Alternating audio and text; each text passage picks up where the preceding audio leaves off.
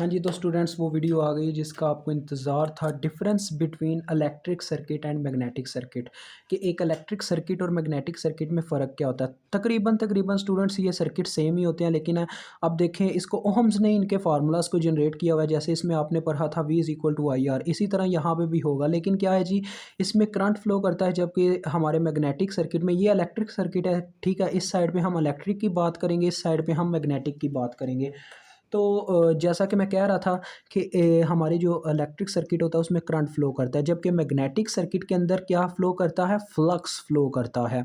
तो यही एक कॉमन हमारे पास फ़र्क है। और जो मतलब कि ओहम्स था उसने कहा कि भाई मतलब जब ये दोनों चीज़ें आपस में मुख्तलिफ हैं तो इनके नाम भी थोड़े मुख्तलिफ तरीके से बुलाए जाने चाहिए।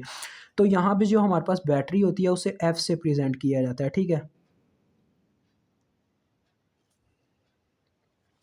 और इसके अंदर जैसा कि मैंने कहा आपको कि इसके अंदर जो मूव करता है वो फ्लक्स होता है, जिसे फाई से प्रेजेंट किया जाता है। ठीक है, इसे फ्लक्स कहा जाता है। ये चीज़ अभी मैंने प्रीवियस लेक्चर में इसे बोला बताया था इसके बारे में। और स्टूडेंट देखें, अकॉर्डिंग टू ओहम्स लॉ दोनों के फार्मूलाज मैं लिखूंगा। अकॉर्डिंग टू ओहम्स लॉ होता क्या है जी, ओहम्स ने कहा था कि जब एक रेजिस्टेंस में से करंट फ्लो करता है तो उसके अंदर क्या प्रोड्यूस हो जाते हैं, वोल्टेज प्रोड्यूस हो जाते हैं। यानी कि वोल्टेज वो ऑब्जॉर्व कर लेता है अपने अंदर, या कह लेंगे वोल्टेज लॉस आ जाता है। ठीक है, कई ज़ुबानों में हम कह सकते हैं। तो यहाँ पे तो हमारे पास फार्मूला बनता था V is equal to I are.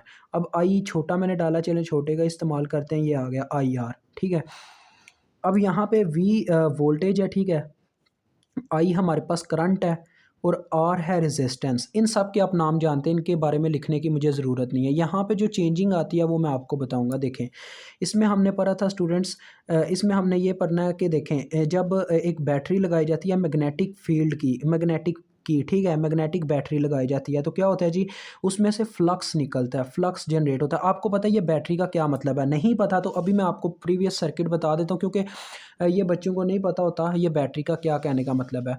ये बैटरी का मतलब है स्टूडेंट्स के हमने वाइंडिंग की, ठीक है, वाइंडिंग की वायर की एक स्टील के प्रोडक्ट के ऊपर, जिसके थ्रू उसमें से हमने करंट फ्लो करवाया बैटरी अटैच करवा के, और जो फ्लक्स जनरेट हुआ वो आगे फ्लो हुआ। तो इसी सारे प्रोसीजर को एक सिंपल हमने यहाँ पे बैटरी की फॉर्म में दिखा दिया। ये सारा वही प्रोसीजर है। ठीक है, यहाँ वोल्टेज की फॉर्म में भी ऐसे ही प्रोसीजर होते हैं, लेकिन हमें दिखाया एक छोटा सा सोर्स जाता है। ठीक है, तो इतना सा सेल जो आप इस्तेमाल करते हो ना 5 वोल्ट का कोई भी, तो उसको बनाने में और उसको मतलब इलेक्ट्रॉन्स वगैरह फ्लो करवाने में काफ़ी लंबे प्रोसीजर होते हैं, गहराइयाँ बहुत गहराई हैं।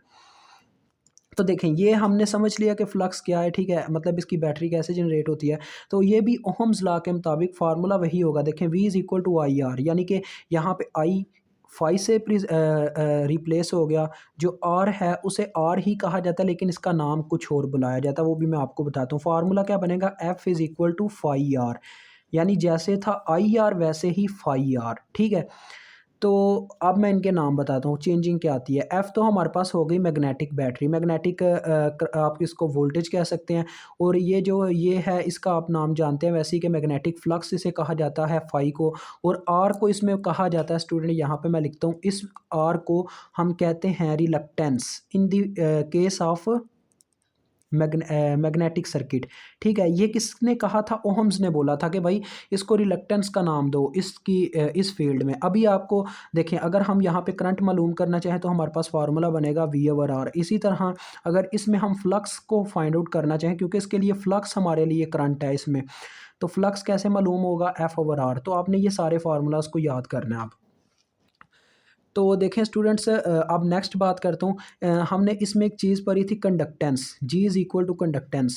याद है आपको, सबको याद होगा मुझे उम्मीद है। कंडक्टेंस हमारे पास उलट होती थी रेजिस्टेंस का, यानी कि अगर हम जी निकालना चाहें आर से, आर हमें दिया गया हो रहा, हम जी निकालना चाहें तो वो होता था 1/R, आर का उल्टा, यानी कि आर इनवर्स के बराबर होता था। तो इस केस में क्या होगा जी, इसमें कंडक्टेंस को प्रेजेंट किया जाता है हमारे मैग्नेटिक सर्किट्स में पी के साथ, पी। और इसकी फॉर्म पता है क्या होती है, इसको कहा जाता है परमिएंट, परमिएंट। थोड़ा अजीब सा लफ़्ज़ है, मेरे भी ज़ुबान पे मुश्किल से ही बैठेगा, लेकिन हम जब कुछ कोशिश करेंगे तो हमारा काम डन हो जाएगा। अभी आपको मज़ा नहीं आ रहा होगा, लेकिन स्टूडेंट ये आपकी बेस है, इसको मज़बूती से यार थामो ताकि आगे आपके लिए थोड़ा ईज़ी हो।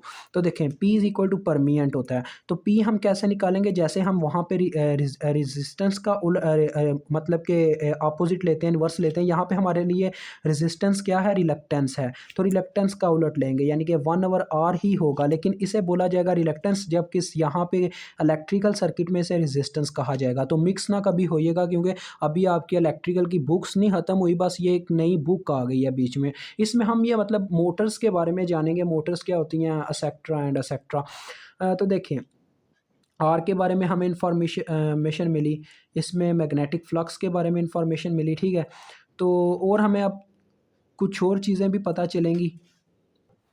तो यहाँ पे स्टूडेंट्स हम इस लेक्चर को स्टॉप करते हैं, ठीक है। यहाँ पे हम इस लेक्चर को स्टॉप करते हैं, और एक और चीज़ लास्ट में बताता चलूँ, एफ़ को हम एफ़ हमारा जो है वो बराबर होता है एन आई के, number of turns of coil के। जितने ज़्यादा number of turns of coil होंगे उतनी क्या लें हमारी बैटरी ज़्यादा होगी। यही चीज़ हम ऊपर कंसेप्ट में पढ़ चुके हैं कि जितनी ज़्यादा वाइंडिंग हम करेंगे, वायर को जितना ज़्यादा लपेटेंगे उतना ज़्यादा करंट फ्लो होगा, क्योंकि वायर के नंबर ऑफ़ टर्न्स ज़्यादा होने से हमारी मैग्नेटिक फील्ड इंटेंसिटी ज़्यादा होती है। ये चीज़ आप ऊपर पढ़ चुके हो। तो ये आपका एक फार्मूलाज़ के जो हमने डेवलपमेंट करवाई है, ये आगे आपके काम आने वाली है, क्योंकि आगे एक प्रूफ है जो अक्सर पेपर्स में पूछ लिया जाता है, इस वजह से मैं वो भी आपको करवाऊँगा। तो वो एक अलहदा वीडियो में आने वाला है। इंतज़ार कीजिएगा उस वीडियो का, लाज़मी देखनी है, छोड़नी नहीं है आपने, बिकॉज़ काफ़ी इम्पोर्टेंट है। तो अभी मुझे इजाज़त दें, अल्लाह हाफ़िज़, अस्सलामु अलैकुम।